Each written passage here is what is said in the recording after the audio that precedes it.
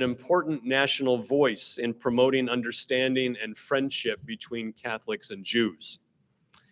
The Lux Center is honored to continue his legacy and to do so as the only such center in the world working within the Catholic seminary context of priestly formation. We're delighted to see each of you here tonight.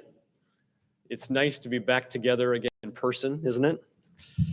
And for those who couldn't be with us in person, who are going to be watching us later, I appreciate you also stopping to listen to tonight's message. One bit of housekeeping, or maybe two bits of housekeeping. If you need to know where a restroom is, you go down that way or right over there. More importantly to me, if you did not register tonight and you just came, that's great. But if you would look at the clipboard as you're leaving and give us your information, I would be grateful so that we can keep in touch with you. Our guest speaker tonight is Bishop John Stowe, OFM Conventual, the third bishop of the Diocese of Lexington. Bishop Stowe was appointed to his post in March of 2015 by Pope Francis. Let me tell you a few interesting things about the bishop. He was born in Amherst, Ohio in 1966. And if you're doing the math, that means he's relatively young for a bishop, but I assure you he's not even close to the youngest.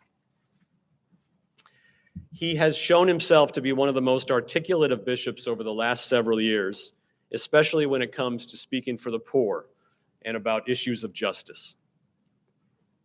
He went to a Catholic high school in Lorain, Ohio, 5 miles north of Amherst. He attended community college. Then he earned degrees from St. Louis University and Jesuit School of Theology in Berkeley, California. He likes history and philosophy. He made his solemn vows as a Franciscan in 1992, and he was ordained to the priesthood in 1995. He has served as a pastor in El Paso, Texas. He knows the plight of immigrants firsthand and close up. In his own diocese, there have been times when he has spoken up to tell the truth, even if it meant upsetting some Catholics. He has been willing to collegially disagree with his fellow bishops in order to protect the vulnerable. And he knows, I'm sure, that it is my highest compliment to tell you that I think he remains a simple man, an authentic person of love, service, prayer, and conversation.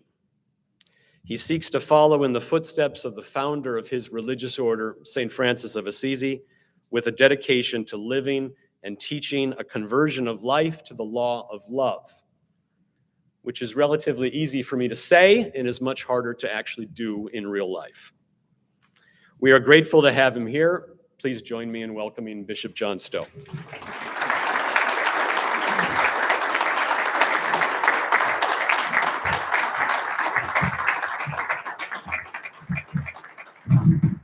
Thanks for that very warm welcome in a very warm room on a very warm November day in Milwaukee, unexpectedly. It really is good to be here at the Lux Center and very good to know a little bit about the history and significance of this place. And I would confess it's a little intimidating to know that there are so many people involved in Jewish-Christian dialogue right up close. And so I'm not exactly a practitioner of that at the moment, although I'm always looking for opportunities to do so. The 15 years that I spent in El Paso, there were many, many highlights. I was truly formed as a priest on that border community. But one of the unexpected ones was developing a good friendship with a rabbi through community organizing and then developing a strong program of interreligious dialogue with him that eventually included the Islamic community there as well. So I'm happy to be here and happy to share some thoughts about Pope Francis, the man who is promoting peace and dialogue and understanding and a vision of the world as a human family, as one family. Of course, as I said, it might be scandalous for some to hear, but popes don't say all that much that is new. They present the teachings of Jesus and try to apply them to the present situation. And although Francis can manage to get a little controversy stirred up here and there, what he says is no more controversial than what Jesus of Nazareth said so many years ago. In Fratelli Tutti, Pope Francis states, the Shoah must not be forgotten. He said, it is the enduring symbol of the depths to which human evil can sink when spurred by false ideologies. It fails to recognize the fundamental dignity of each person, which merits unconditional respect, regardless of ethnic origin or religious belief. He uses words that he first spoke when he arrived in Tel Aviv on a visit in 2014. And he continues in that speech with a prayer of contrition. The prayer of contrition that he used on that occasion is included in Fratelli Tutti. Not only forgetting the Holocaust, which he says we can never do, but outright denial of its historicity has become a common theme in many versions of the multiple conspiracy theories that social media sites continue to promote. The attack on Paul Pelosi, husband of the US Speaker of the House, in his home in San Francisco the other day was carried out by an individual influenced by a variety of hate group sources, and one who posts anti-Semitic bits as bizarre as saying that the war in Ukraine is fake news to conceal Jewish real estate interests. What do the cities of Raleigh, North Carolina, Carrollton, Georgia, Beverly Hills, Brooklyn, Tempe, Arizona, Middleburg, Florida, and Oxford, Ohio have in common? One thing is that anti-Semitic leaflets were distributed door to door in each of those communities in this past week.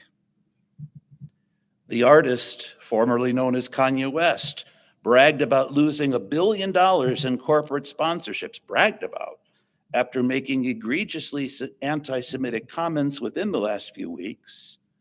And then a right-wing group unfurled a banner over the Bronx River Parkway last week with the message, Kanye is right about the Jews. Just since the Jewish High Holy Days in September and the subsequent Feast of Sukkot or booths, incidences of anti-Semitic violence have happened across the country, from an attack on 3 yeshiva students in Brooklyn to numerous carvings of swastikas on school campuses and the posting of anti-Semitic stickers all over the campus of the University of Albany. Sukkahs, the booths, were overturned at the University of Miami in Ohio. And the recent list, is far more extensive. Of course, last Thursday was the 4th anniversary of the Tree of Life synagogue massacre in Pittsburgh, which was then followed shortly after by worshipers being taken hostage at a synagogue in Colleyville, Texas, and the shootings in 2019 at a Jewish deli in Jersey City. The Southern Poverty Law Center, which tracks hate groups, noted a 34% increase in anti-Semitic activity since 2020. Their website lists 8 prominent sources of anti-Semitic hate materials. Among them, the most prominent is the Nation of Islam, with 49 chapters across the country, including one in Milwaukee and in my town of Lexington. In a time when extremism is clearly on the rise, we cannot ignore or dismiss such incidents, nor fail to address the underlying prejudices and biases that can lead to such utter disregard for the human dignity and for the religion that is so essential to our own Catholic and Christian faith. While such actions and thinking are clearly not condoned by our Catholic faith, there are many Catholics involved as more than bystanders. One doesn't have to wade too deeply into the waters of so-called traditionalist Catholic social media to encounter the sentiments of anti-Semitism. The rise of Christian nationalism in this country is something that should be of concern to us all, and we should all do all that we can to remove its influence and its access to power wherever we find it. anti-Semitism may account for only a portion of the xenophobic violence and harmful rhetoric that is joined to racism, misogyny, homophobia, and other forms of degradation of human dignity. But its ancient origins, remarkable persistence, its massive monument to inhumanity created by the Holocaust and by the indifference to its effects, and its current manifestations and links to so many conspiracy theories qualify anti-Semitism as what we might also term a gateway hatred. In this context, along with the rise of so-called populism, anti-immigrant fervor, and a new wave of anti-Asian bigotry, which arose with the spread of the pandemic, it was in that environment that Pope Francis issued his encyclical Fratelli Tutti on the vigil of the Feast of St. Francis in 2020. And he signed the letter at the tomb of Francis. The Mass celebrated on that occasion was extremely simple by papal liturgical standards, not only due to the humility of the surroundings at the tomb, but also because of the social distancing and other limitations in place during that worst part of the pandemic. The encyclical addresses the pandemic, chiefly in terms of a lost opportunity for the human family to come together to deal with the danger affecting the whole world. Initially, the Pope reminds us, we were all brought to halt by a virus that had the power to nearly shut down the world. We had that common experience. But instead of addressing it together, too many of our pre-existing divisions prevented a common response. This encyclical is closely related to a previous encyclical, Laudato Si', whose name is also taken from the writings and the spirit of St. Francis of Assisi, and addresses the need for the human family to discover the interconnectedness of all creation and of all humanity. Read together, Laudato Si' and the Fratelli Tutti document can be seen as a warning against repeating such a failure to unite as we get closer and closer to the destruction of the natural environment. The dream for the human family to come together, expressed in Fratelli Tutti, is not an explicitly anti-Semitic treatise or a treatise against anti-Semitism, but it does begin in a way quite similar to the way the revolutionary change in Jewish-Christian relationships began with the issuance of Nostra Aetate, the declaration on the Church's relationship with non-Christian religions issued during the Second Vatican Council on October 28, 1965. In fact, Pope Francis tells us in the encyclical that he had begun to write an encyclical about relations among the world religions for the good of humanity. But he expanded that topic precisely because of the experience of the pandemic. Nostra Aetate, in our times, begins with the recognition of greater bonds of friendship among different peoples. Characteristic of the optimism and hopefulness of the Council's documents and of that era, it describes movement towards the creation of one community of the human family, and describes how peoples all over the world look to religion as a source of answers for what it calls the unsolved riddles of human existence. A simple sentence in the second paragraph was indeed revolutionary, coming in the wake of the Holocaust and in a period where Christians of different denominations could not accept the possibility of even each other's redemption. It said plainly, after describing a plurality of religious traditions, quote, "The Catholic Church rejects nothing of what is true and holy in these religions." You can bet that was news to many, but it opened many doors. Most importantly for tonight's context is the fourth paragraph, or actually fourth section with multiple paragraphs, which discusses the Church's relationship with Judaism. It stated what should have always been obvious. that there are spiritual ties between the people of the new covenant and the stock of Abraham. It boldly states that God's plan of salvation for the church is found in the faith and election of the patriarchs, Moses, and the prophets. It basically states that the Jewish faith is our faith, and the relationship with God as a chosen people is also ours as Christians. And then it says, quote, "The church cannot forget that she draws nourishment from that good olive tree onto which the wild branches of Gentiles have been grafted." After centuries of the common perception of Judaism as a corrupted faith, the church acknowledges Judaism as the good tree and Christianity as the wild branches grafted on. The council thus acknowledged the common spiritual heritage of Christians and Jews and calls for further mutual understanding and appreciation.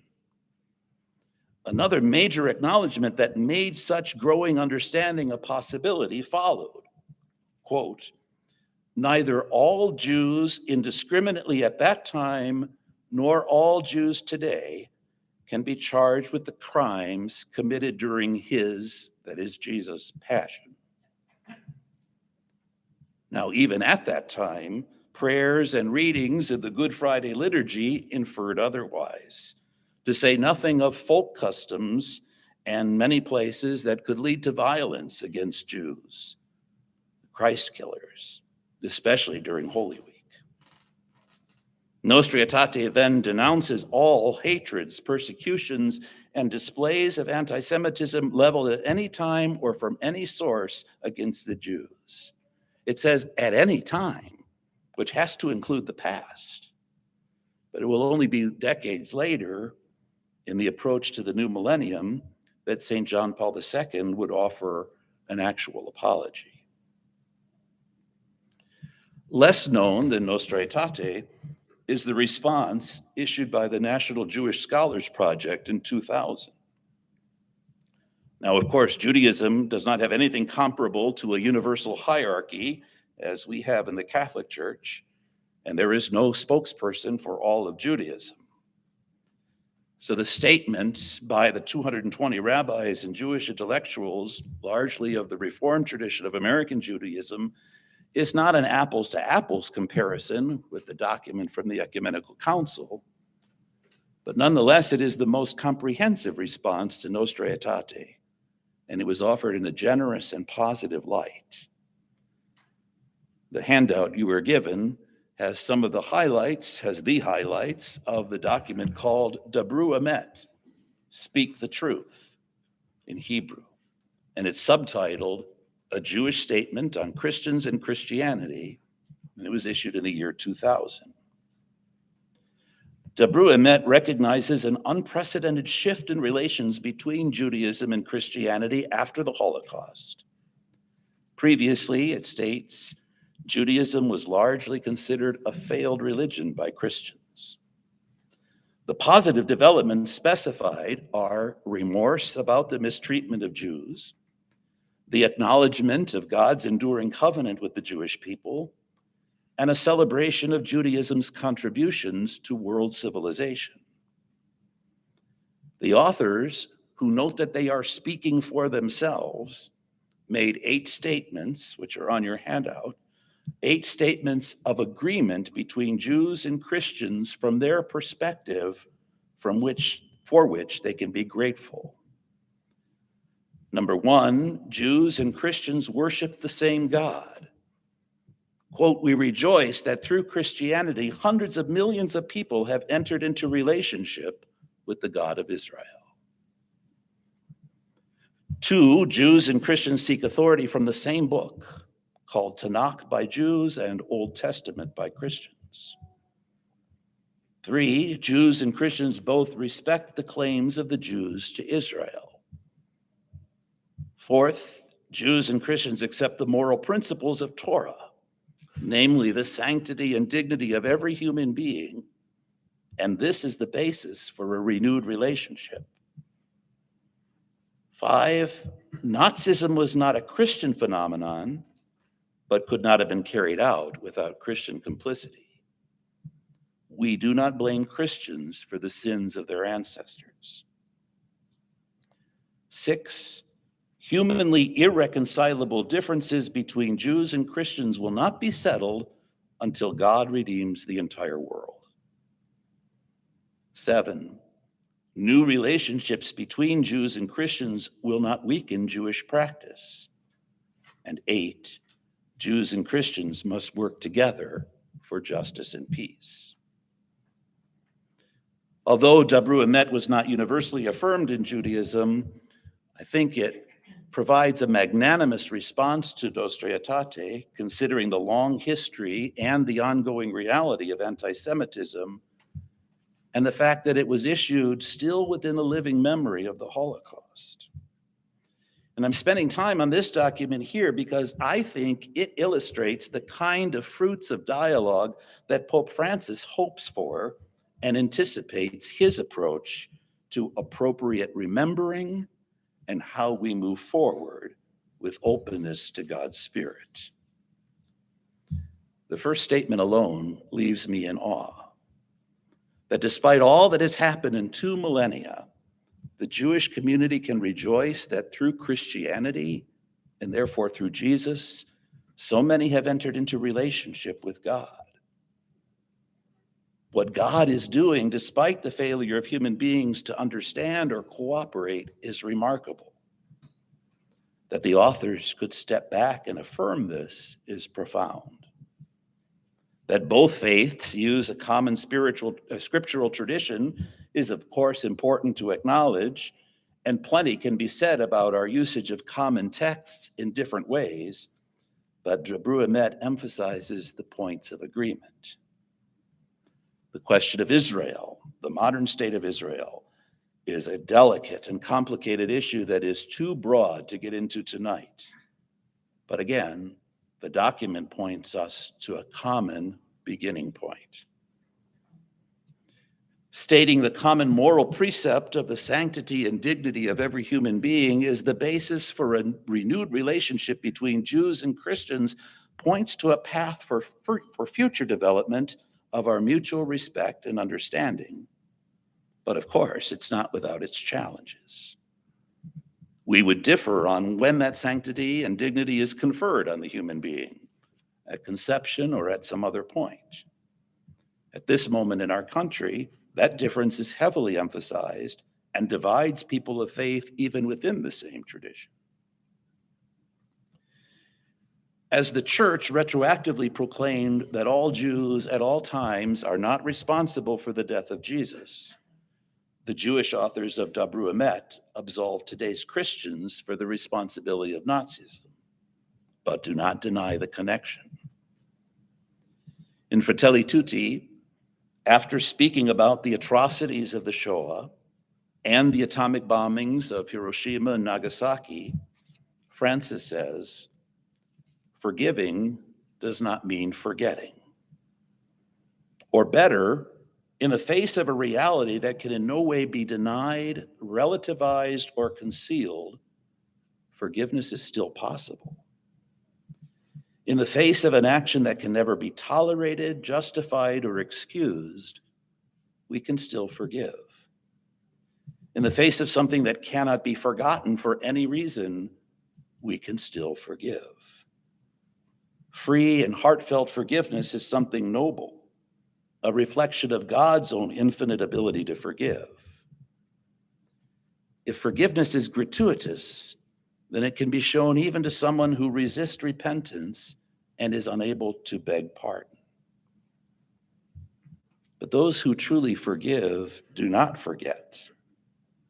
Instead, they choose not to yield to the same destructive force that causes them so much suffering. They break the vicious circle. They halt the advance of the forces of destruction. Paragraphs 250 and 251 of Fratelli Tutti. The humanly irreconcilable differences between Jews and Christians will not be settled until God redeems the entire world, says the 6th point. The humanly irreconcilable differences are, of course, the divinity of Jesus, the Trinitarian nature of God, Jesus as the Messiah, and all Christian soteriology. This is not light stuff that we're talking about. But it is precisely this perspective of human beings unable to resolve some things, but allowing God to resolve what we cannot, that is so much a part of Pope Francis's vision for the human family, and even for a synodal church. Francis is not discouraged by the inevitability of conflict. In the world, among differing religions, and even within our church, he notes that we all experience conflicts within our families and with the people we love the most. Conflict, even ones that we cannot seem to resolve, does not mean the end of love or even the end of moving forward together, if we can leave room for God, for the Holy Spirit, to resolve what we cannot with our limited knowledge and experience. Now, this approach to dialogue, this approach to mutual understanding and mutual respect is quite different than a common approach that has been termed a least common denominator approach to interreligious dialogue or even conflict resolution. The least common denominator approach would be to emphasize only what we can agree upon and ignore the rest. Dabru Emet focuses on what we agree upon, but points to areas of difference for further growth in understanding and respect. Although Dabru Emet makes much of new points of convergence among Christians and Jews, it does not ignore the so-called elephant in the room. In the synodal listening sessions that happened in dioceses across the world, and now in the sessions that will be part of the continental phase of the synod, differences clearly surfaced. They cannot be ignored. But like the coming together described in Acts 15, when the original apostles argued, prayed, discerned, and opened themselves to the direction of the Holy Spirit, and then they could agree on how to welcome non-Jews into the company of believers in Jesus. Pope Francis holds out hope that the same is possible today. I'm reminded by the frustration expressed by a rabbi friend with whom I work closely in El Paso. Tired of a series of interfaith prayer services for peace where everyone walked on eggshells so as not to offend anyone else by a word or name for God or an expression from their own faith tradition. This rabbi suggested that interfaith services should not become interfaithless services by excluding so much that the participants held as sacred. But he instead insisted that we be open, respectful, and understanding of each other's ways of praying. It was a lesson I found Jewish participants much better prepared to understand than my fellow Catholics. The Catholics who would join me and participate in synagogue Sabbath services found them beautiful, prayerful, inspirational, and meaningful. It was easy for us to pray with the Jewish people and to make connections to Jesus' own tradition. But it was far harder for us to appreciate how much more work it was for the Jewish community to participate in a Mass or in Christian worship because it is so Christocentric. Yet many of them could also find beauty, meaning, and even an ability to pray.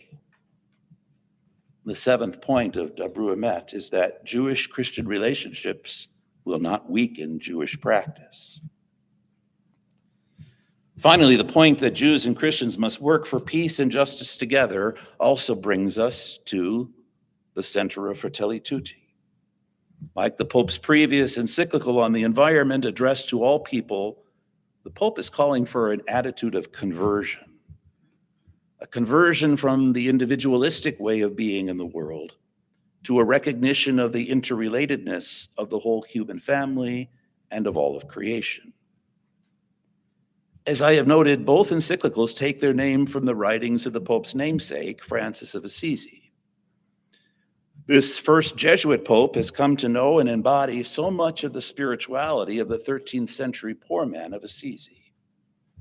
St. Francis' spirituality was one of ongoing conversion, marked by profound encounters with Christ in the poor, like the leper he encounters on the road who frees him from his fears and changes his life, like the image of the crucified that speaks to him in an abandoned church and invites him to rebuild the church, and like the discovery of the wounds of the passion in himself that allow him to understand and personalize how suffering can be redemptive. Pope Francis was elected to reform the Roman Curia, but he's embarked on a project much bigger than that. He too is rebuilding the church through encounters with the poor and the marginalized, and transforming the church from a religious institution to a missionary community that serves the world. His vision is not at all original. I began with material from Vatican II because I believe this is where Fratelli Tutti begins. Francis is the first pope since the opening of Vatican II 60 years ago not to have been present at the council. But he's putting into practice the vision of the council in a robust way. A vision of openness and updating, allowing fresh air in. Pope Francis describes the encyclical as a teaching on fraternity and social friendships. He notes that St. Francis felt himself a brother to the sun, the sea, and the wind, yet he knew that he was even closer to those of his own flesh. Wherever he went, he sowed the seeds of peace and walked alongside the poor, the abandoned, the infirm, and the outcast, the least of his brothers and sisters. Francis describes his dream of all humanity living as a single family. Not many people take this proposal that we live our common humanity as something more important than our differences and live in universal fraternity as anything more than an unrealistic dream. But Pope Francis is serious, and he admits he's not afraid of dreaming. He knows that this universal family is also God's dream for humanity. He often insists that the divided world is fighting a third world war piecemeal.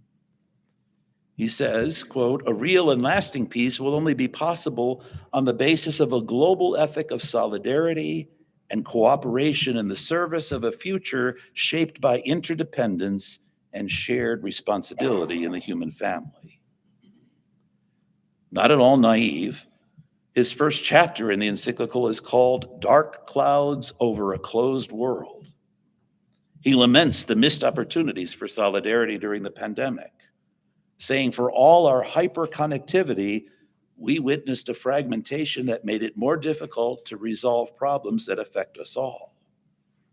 Anyone who thinks that the only lesson to be learned was to improve what we were already doing or to refine existing systems and regulations is denying reality."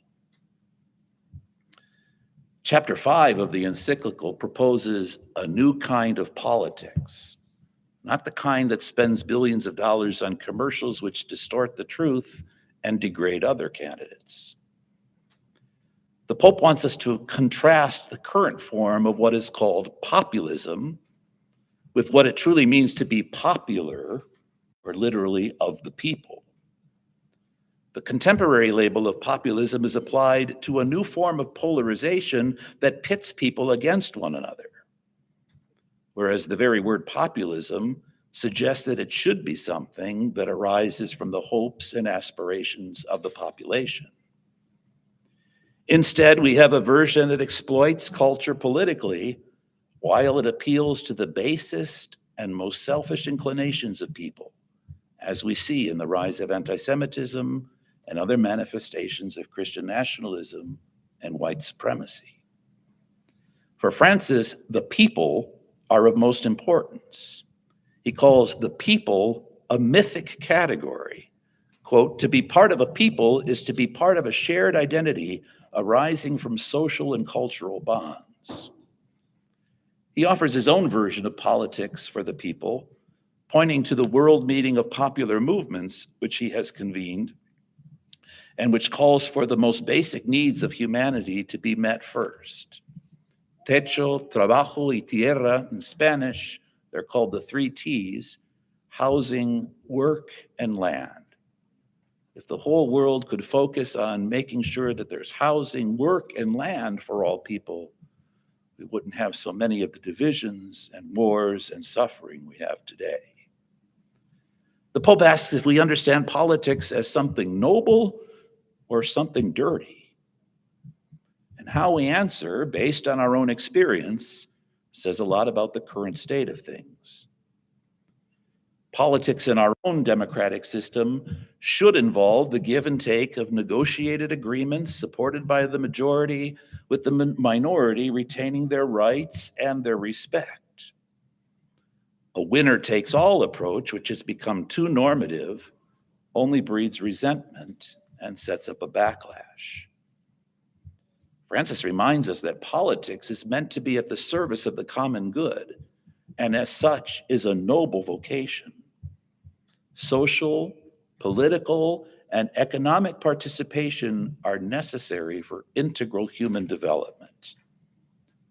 When anti-Semitism surfaces, is it not based in resentment of the social, political, and economic participation of the Jewish people, or even of Jewish individuals by those who would rather have them excluded?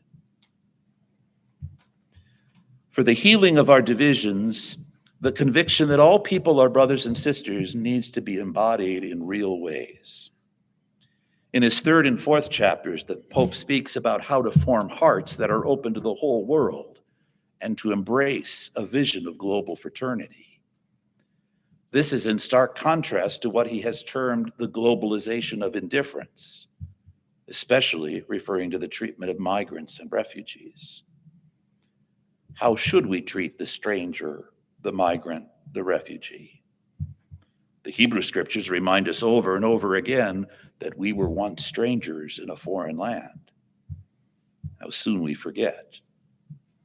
Immigrants, says the Pope, are to be welcomed, protected, promoted, and integrated to become part of us. But integration is not about making differences disappear. Pope Francis speaks about the right of people to be themselves and to be different. I think that comes as quite a shock to many in the church. The right to be themselves and to be different. But the right to be themselves and be different makes it possible, he says, to create social covenants. Without it, the Pope says, ways can be found to make others insignificant, irrelevant, or of no value to society. And some want it that way.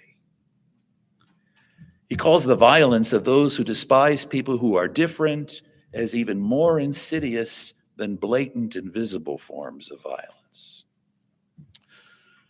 Paragraph 219 says, liberty, equality, and fraternity can remain lofty ideals unless they apply to everyone. Encounter cannot take place only between the holders of economic, political, or academic power. A cultural covenant respects the different worldviews, cultures, and lifestyles that coexist in society. The religions of the world should be in the service of building fraternity and defending justice. He laments the lack of recognition of transcendent truth, because only in the pursuit of that truth, which is greater than any one culture or people, will we be able to truly work for the common good. Otherwise, it's my common good or their common good. A significant cause of crisis in the modern world is, quote, the desensitized human conscience, distancing from religious values and the prevailing individualism that they accompany. Sincere and humble worship of God bears fruit not in discrimination, hatred, and violence, but in respect for the sacredness of life, respect for the dignity and freedom of others, and loving commitment to the welfare of all. very closely related to those points in Bruemet. Perhaps the clearest example the Holy Father gives about overcoming prejudices of all kinds is found in his reflection on the very well-known parable of the Good Samaritan. In our context, reading the Encyclical with an eye towards overcoming anti-Semitism and continuing on the path of dialogue, we have to recognize that it is a person who is the object of Jewish prejudice at the time of Jesus, who is the hero of the story. While the main lines of the parable are very well known, and even people who have little or no knowledge of the Gospel of Luke know the phrase Good Samaritan, as it has worked its way into our language, even into our laws, most of us forget that Jesus tells the parable in response to two questions posed by a presumably smug lawyer. The first is fair enough and fundamental to most religious traditions in one form or another. What must I do to inherit eternal life? To answer that question, Jesus refers him to his own tradition that he knows well, and he replies correctly about loving God and loving neighbor. But wanting to contain such a broad category as neighbor, wanting to put parameters around it, the lawyer asks for a definition. Who is my neighbor? To that question, Jesus responds with the familiar story of the man, the Jewish man, beaten up by robbers and left for dead by the roadside. Two religious figures, a priest and a Levite, pass him by, but don't get involved. They may have legitimate reasons about ritual purity, the prohibition of touching the bleeding, or have other important matters that do not allow them to be delayed, but they fall short of love and neighborliness. It is the despised foreigner, the Samaritan, the one with no rights in that society, that comes to the rescue and lavishes attention on the man, even bringing him to an inn and giving the innkeeper a blank check to continue to care for him. I recently heard a Benedictine scripture scholar make this come alive in a new way, and he described his own grandfather, deeply infected by the racism that is part of the fabric of our country, as someone who had been angry if he was beaten up on the side of the road and a Black person came to assist him. Probably would have preferred death to accepting help from that kind of person. Jesus asked the lawyer, which one acted neighborly in the parable? The lawyer answered correctly, and Jesus left him with the simple admonition, go and do likewise. Ultimately, our response to anti-Semitism has to be to do likewise, to address the common dignity and common humanity of all people, despite our differences, and despite whether we have been the subject or the object of prejudice. Pope Francis invites us to dream of that universal fraternity and to work to bring it about. We've already seen the consequences of the failure to do so. How many more synagogue or school tragedies do we want to witness? What is the cost of forgetting the Shoah or slavery or the treatment of Native Americans? For those of us who call ourselves Christians, we know what we must do. It's not about forgetting. It's about a living memory that moves us to conversion and to change. Thank you.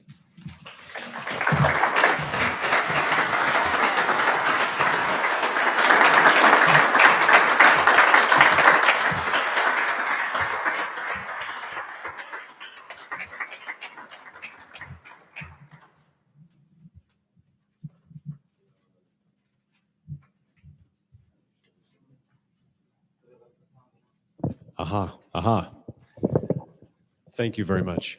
You're welcome. So we have a microphone that works here. I think we have the willingness to remain gathered a little while longer so that people can ask their questions. And the bishop has told us that he's happy to answer them. So I will walk around. If you will raise your hand, you who may have a question, I will bring this to you.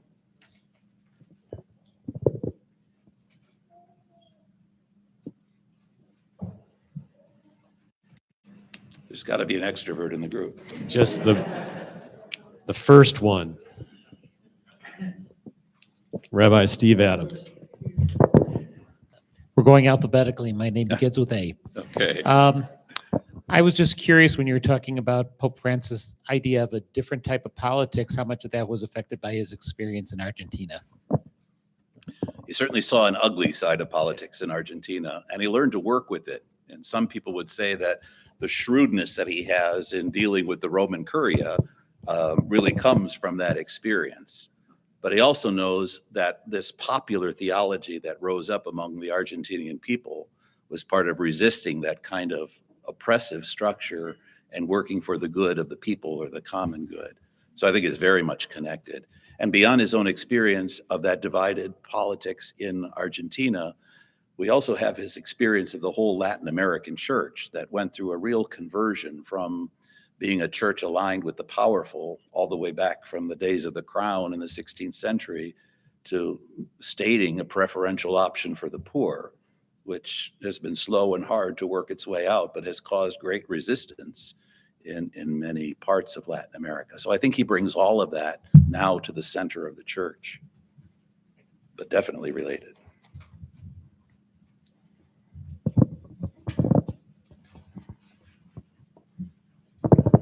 Bishop, could you speak just a little bit more about anti-Semitism as a gateway prejudice? I'm intrigued by that. Yeah, and then I don't mean to say that it's a minor thing in and of itself, but it seems to be one of those things that appears in so many places that is also connected to racism and also connected to conspiracy theories and also connected to so many other things that it becomes something that just draws people in, much like the QAnon phenomenon. You know, it draws people in by giving them something that they think they know. So whether it plays on Christian sensibilities, whether it plays on economic frustrations, the way it did at the time of the Second World War, playing on ancient Jewish stereotypes, but drawing people into a sense of agreement and then exposing them to all kind of craziness that goes on and on. Does that help?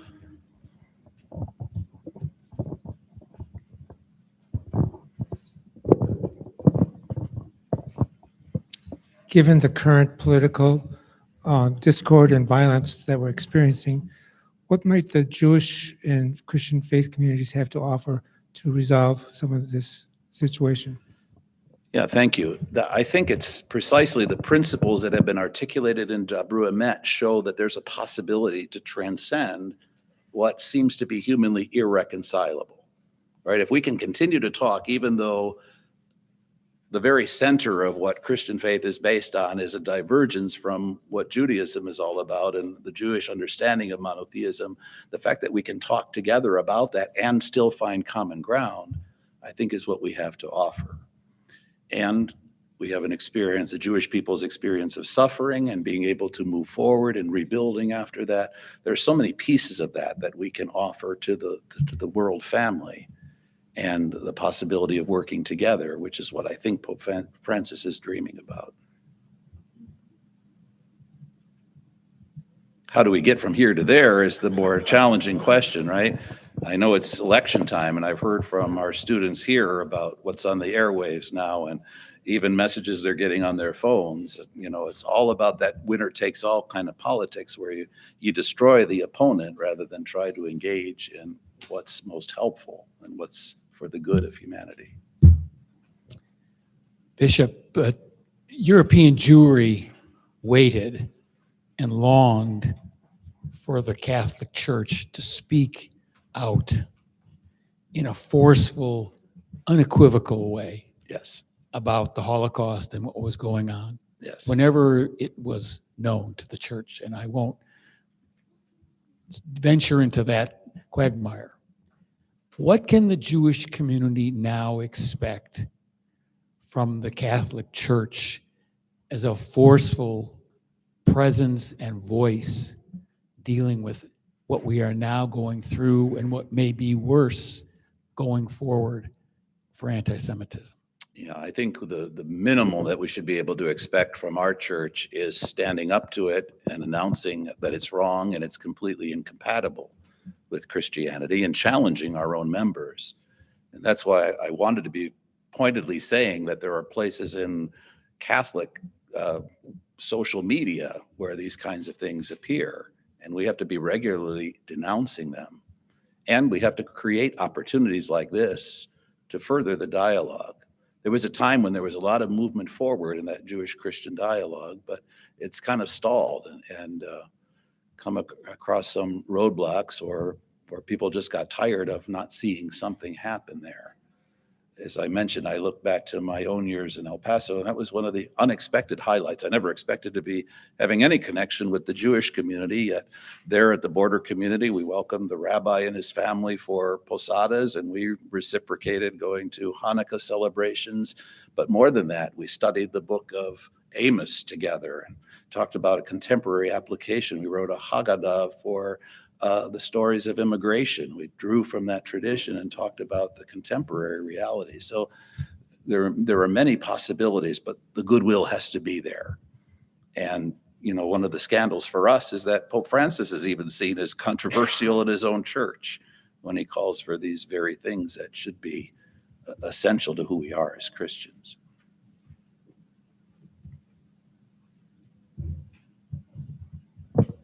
I'm standing over on this side of the room. There's a question here in the middle. Okay, we have one here and then Bonnie. Could you tell us a little bit about what you're doing to encourage the clergy and your diocese to act in these life-changing ways? Sure. Yes, it's a constant theme with us. It's part of our ongoing formation for clergy. Sometimes it results in some struggles with individuals that see things differently, but trying for me to respect them as much as I'm asking them to respect others. We're also very eager to create a Christian-Jewish dialogue in our own community, and we had a lot of good things, as well as a good person who had just finished a doctorate in Jewish-Christian relations to work with us on that. And then the pandemic kind of got involved in kind of made it hard for the Jewish community to gather and the Christian community to gather, and then we're still in the phases of rebuilding ourselves. But it's still an unfinished dream, an unfinished hope. But we also have the practice of standing together. Whenever there's an anti-Semitic occurrence, like there were swastikas carved in school lockers in Lexington, of coming together for a joint press conference. And the rabbi, the Reform rabbi, as well as the conservative rabbi, have been very deliberate about standing up against racism and anti-immigrant sentiment in the community. So we do have a good working relationship on those occasions. Yeah, Bishop Skleva. And thanks so much for being here, Bishop. Two stories, if you will, or two comments. One is, I remember reading in Augustine's Confessions, the phrase, nihil nisi per amicitiam. Nothing really happens except through friendship. And it seems that one of the takeaways from this conversation would be the recognition that we really have to look for ways in which friendship across borders or across divisions can exist. That's one comment that kind of floats in the back of my mind. Right. The other is an experience I had many, many years ago. In Jerusalem, I wanted to go to an Orthodox synagogue. I went to a little tiny one in Mea Shearim, the Orthodox section of the synagogue. And there were 12 gentlemen there Friday evening. And after the synagogue worship, a gentleman came up to me and he said, we Jews have an obligation to take care of strangers, take in strangers. He said, you're obviously a stranger. Would you come home to dinner?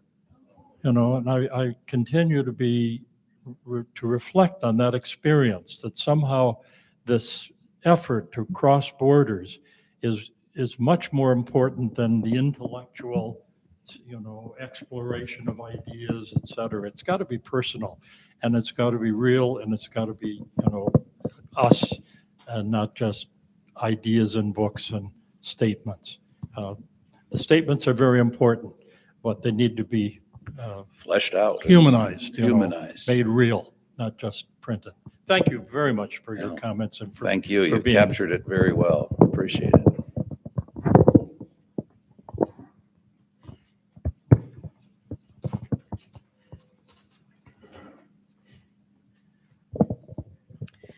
Thank you, Bishop, for your very inspiring words, for your insightful interpretation of Fratelli Tutti and Dobro Met. My question to you is, it seems that starting with Nostra Aetate in 1965 and subsequent Vatican statements, as well as papal statements, they're looked at, they're talked about, but a lot of times the messages do not get down to the parishes. They do not get down to the parish priests. They don't get down to the people in the pews. So my question to you is, what suggestions do you have to make it more accessible to everyone? Right. Trickle-down doctrine doesn't work either, does it? It's really a challenge. I think one of the things that Pope Francis has done that takes it a major step forward is his documents are a lot easier to read than many other ones. Now, they can wander and they can have kind of the Latin American approach to not the linear logic that we're used to in German and Anglo kind of cultures, but they're accessible. And he also knows the power of an image. So you might not read any words of him, but if you see him in action, you see him, he's not the first pope to visit Israel, to visit the Holy Land, but he's the first to do one in the company of a rabbi and an imam together. I mean, he gives so many visible witnesses that I think that's more accessible to a number of people. You know as well as I do that we're not in a book culture anymore, so sound bites are going to be more effective at reaching people than, an 8-chapter encyclical. So the thing is being tweeted out as much as it's being published as a book, because that's the way we have to get it out. And you've named one of our major issues. We have all kinds of wonderful material, but how do we get it to the people where it actually has an impact on their lives? So I wish I had an easy answer for you, but I think these kind of gatherings are a very important step in the right direction. And if we could revitalize those, as we're rebuilding so many things in the wake of the pandemic, if we can revitalize those community building experiences, community organizing that's across faith lines. That was how I first entered in connection with the Jewish community in El Paso, was through community organizing, when we found common efforts working for justice and peace. And as Bishop Sliwa would say, it's through friendships and relationships that this really moves forward. And in an individualistic world, it's very hard to make those friendships and to get out of our comfort zones to be able to do it. Yeah.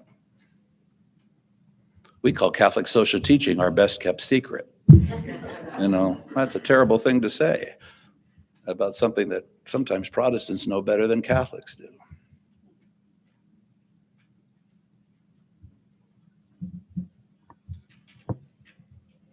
Anyone else? Well, thank you very much, Bishop Stowe, for such a warm... Appreciate the opportunity. Thank you.